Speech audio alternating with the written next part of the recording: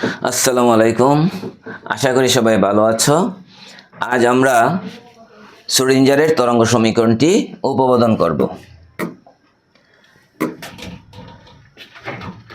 Lambda তরঙ্গ দৈর্ঘ্য ও new কম্পাঙ্ক বিশিষ্ট এক অক্ষ বরাবর প্রবাহিত একটি তরঙ্গের টি সময়ে এক্স অবস্থানে তরঙ্গের বিস্তার সমীকরণ থেকে পাওয়া যায় psi equal to A sine 2 pi x by lambda minus nu t. এটাকে আমরা 1 নম্বর সমীকরণ দিয়ে রাখবো।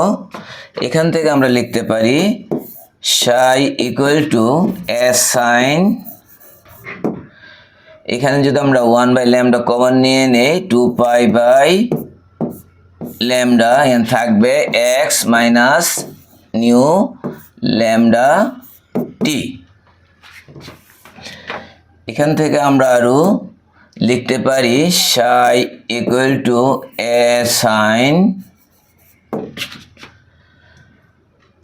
2 pi by lambda into x minus c t. যেহেতু আমরা জানি নিউ সমান সমান সি বাই ল্যামডা, এখান থেকে আমরা বলতে পারি বা c equal to new lambda. আমরা যেহেতু লিখতে পারি সি ইকুয়াল টু নিউ ল্যামডার পরিবর্তে আমরা সি বসিয়েছি, তাহলে আমরা পেয়েছি psi equal to A sine 2 pi by lambda into x minus c t. এটাকে আমরা সমীকরণ নাম্বার 2 দেব এবং 2 নং সমীকরণটির উভয় পার্শ্বকে আমরা এক্স এর সাপেক্ষে অন্তরীকরণ করব।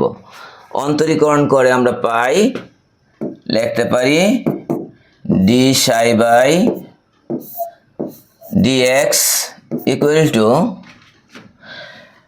আমরা জানি সাইন থিটাকে অন্তরীকরণ করলে পাওয়া যায় কস থিটা। তাহলে এই অনুসারে আমরা পাবো, এখানে যেহেতু একটা ধ্রুবক রয়েছে, ধ্রুবকটা আগে চলে আসবে, তাহলে আমরা লিখব 2 পাই বাই ল্যামডা, আরেকটা ধ্রুবক রয়েছে এ, এখানে থাকবে a cos 2 pi by lambda into x minus city.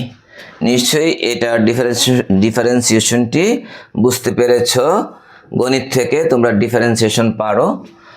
এখান থেকে আরেকবার পুনরায় ডিফারেন্সিয়েশন করে পাই, দ্বিতীয়বার ডিফারেন্সিয়েশন বা অন্তরীকরণ করে পাই d square psi by d x square equal to, এখান থেকে আবার ধ্রুবকটা সামনে চলে আসবে 4 পাই স্কোয়ার ল্যামডা হবে ল্যামডা স্কোয়ার, এখানে এ রয়েছে, কস থিটার ডিফারেন্সিয়েশন হলো মাইনাস সাইন থিটা। তাহলে আমরা এখানে লিখব minus sine 2 pi by lambda x minus c t. আমরা পেয়ে গেছি, দ্বিতীয়বার ডিফারেন্সিয়েশন করে আমরা এই রেজাল্টটি পেয়ে গেলাম। এখান থেকে আমরা একটা কাজ করতে পারি, minus 4 pi square by lambda স্কোয়ারকে আমরা রেখে দিলাম, আর এখানে আমরা বাকি অংশটুকু A sine 2 pi by lambda into x minus c t, এটা আমরা লিখতে পারি। এখান থেকে এখানে আমরা দেখব উপরের একটা সমীকরণ রয়েছে 2, psi equal to A sine 2 pi by lambda into x minus c t. এটা সমান সমান লিখতে পারি সাই, মানে ডান পার্শ্ব সমান সমান লিখতে পারি সাই। আমাদের এখানে A sine 2 pi by lambda x minus c t, এই অংশটুকুকে আমরা সাই দ্বারা পরিবর্তন করতে পারি, minus 4 pi square divide by lambda square psi. যেহেতু আমরা বলতে পারি যেহেতু psi equal to A sine 2 pi by lambda into x minus c t, এটা লিখতে পারি। তাহলে এখানে আমরা এই ইকুয়েশনটাকে আমরা এখানে আমরা লিখতে পারি বা d square psi by d x square equal to লিখতে পারি 4 pi square divide by lambda square psi. এখান থেকে আমরা যদি এক পাশে নিয়ে আসি তাহলে আমরা পাবো বা d square psi by d x square plus 4 pi square by lambda square psi equal to 0। আমরা লিখতে পারি এটাকে আমরা একটা সমীকরণ নাম্বার 3 দিয়ে রাখতে পারি। এখন গতিশীল ইলেকট্রনের মোট শক্তি আমরা জানি গতিশক্তি প্লাস স্থিতিশক্তি। আমরা লিখতে পারি গতিশীল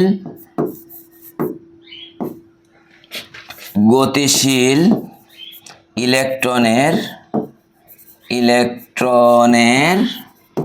মোট শক্তি আমরা জানি মোট শক্তি সমান সমান গতিশক্তি প্লাস স্থিতিশক্তি।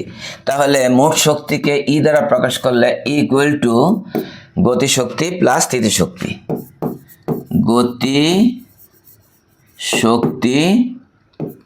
যোগ স্থিতিশক্তি। আমরা পাই ইলেকট্রনটির গতিশক্তি হলো হাফ এম ভি স্কোয়ার, আর স্থিতিশক্তিটা আমরা ধরলাম ইউ। তাহলে স্থিতিশক্তি সমান সমান ইউ। তাহলে আমরা পেয়েছি গতিশক্তি প্লাস স্থিতিশক্তি, বা আমরা এটা লিখতে পারি half m v square equal to E minus u. এটাকে আমরা সমীকরণ নাম্বার 4 দিয়ে রাখব। এখানে এম হলো ইলেকট্রনের ভর, বি হলো ইলেকট্রনের গতিবেগ, আর ইউ হলো স্থিতিশক্তি। ডি ব্রগলির সমীকরণ থেকে পাই lambda equal to h by m v, বা আমরা লিখতে পারি m v equal to h by lambda. তাহলে উভয় পার্শ্বকে বড় করলে আমরা লিখতে পারবো m square v square equal to h square by lambda square. এক্ষেত্রে আমরা উভয় পার্শ্বে যদি আমরা হাফ দিয়ে গুণ করে নেই বা 2 দিয়ে ভাগ করে নেই তাহলে লিখতে পারি half m square v square equal to h square by 2 lambda square, 2 lambda square. এখান থেকে আমরা লিখতে পারি half m v square equal to h square by 2 m lambda square. এমটা একটা এম ডান পাশে চলে গেল। আমরা আবার জানি half m v square equal to, এখান থেকে আমরা উপরের একটা সমীকরণ থেকে পাই হাফ এম বি স্কোয়ার। আমরা একটু দেখে নিচ্ছি।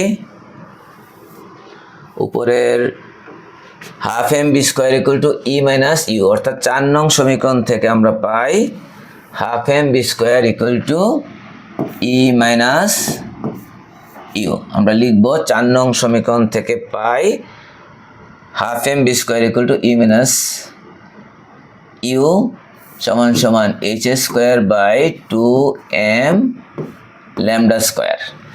এই ক্ষেত্রে আমরা এখানে একটা নোট দিয়ে দিতে পারি, যেহেতু half m v square equal to E minus u, এখান থেকে আমরা লিখব 1/λ² মানটা আলাদা করে নিব। 1/λ² ইকুয়াল টু আমরা এটা এভাবে লিখব 2m বাই এটা বিপরীত পার্শ্বে গেলে 2m/h² পাওয়া যাচ্ছে, আর এখানে হলো e মাইনাস ইউ। এটাকে আমরা সমীকরণ নাম্বার 5 দিব। আমরা 5 নম্বর সমীকরণটা 1/λ² এর মানটা পেয়েছি 2m/h² e মাইনাস ইউ, এটাকে 5 নম্বর ইকুয়েশন দিয়েছি। এখন এই 1/λ² এর মান, এখন 1/λ² এর মান সমীকরণ আমরা একটু দেখে নিচ্ছি কত নম্বর সমীকরণে আমরা 1/λ² এর মানটা বসাবো। তাহলে আমরা এখানে এই 3 নম্বর সমীকরণটাকে খুঁজতেছি যে d² psi by dx² plus 4π² by λ² psi equal to 0। এই 3 নং সমীকরণে আমরা 1/λ² এর মানটা বসাবো। তাহলে আমরা এখানে লিখে নিলাম, এখন 1/λ² এর মান সমীকরণ 3-এ বসিয়ে পাই, সমীকরণ 3-এ বসিয়ে আমরা পাবো d² psi by dx² plus আমরা লিখতে পারবো এটা 4π² psi থাকবে ইন্টু বাকি অংশটা বসাবো 1/λ² এর মান 2m/h² e minus u equal to হবে 0। তাহলে আমরা পেয়েছি এটা, শুধু 1/λ² এর মানটা বসালাম। আচ্ছা, এখানে আমরা এটা ইন্টু এটা হলো। এখন একটু সরল করলে লিখতে পারি বা d² psi by dx² plus 4 দোকানে 8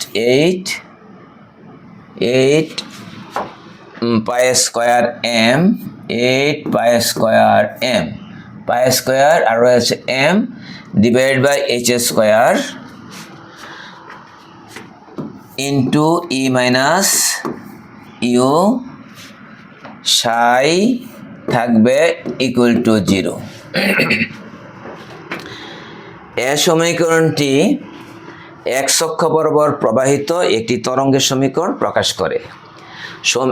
ইলেকট্রনটিকে ত্রিমাত্রিক দিকে অর্থাৎ x অক্ষ, y অক্ষ, z অক্ষ বরাবর ঘুরছে কল্পনা করা হলে এই সমীকরণটিকে তখন লেখা যায় d²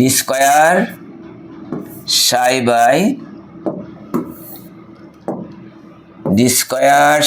বাই dx²। ইলেকট্রনটিকে ত্রিমাত্রিক দিকে ঘুরছে বিবেচনা করা হলে তখন আমরা লিখতে পারি d² psi by dx² plus d² psi by dy² plus d² psi by dz² plus 8π² m/h² e minus you psi সমান 0। এখানে psi x y z অর্থাৎ 3টি অক্ষ বরাবরই ইলেকট্রনটি ঘুরছে x y z। ইহাই শ্রোডিঞ্জারের বিখ্যাত তরঙ্গ সমীকরণ। আশা করি আজকের আলোচনাটি বুঝতে পেরেছ। তাহলে আজ এ পর্যন্তই থাকবে। পরবর্তী লেকচার টপিক আবার দেখা হবে। আল্লাহ হাফেজ।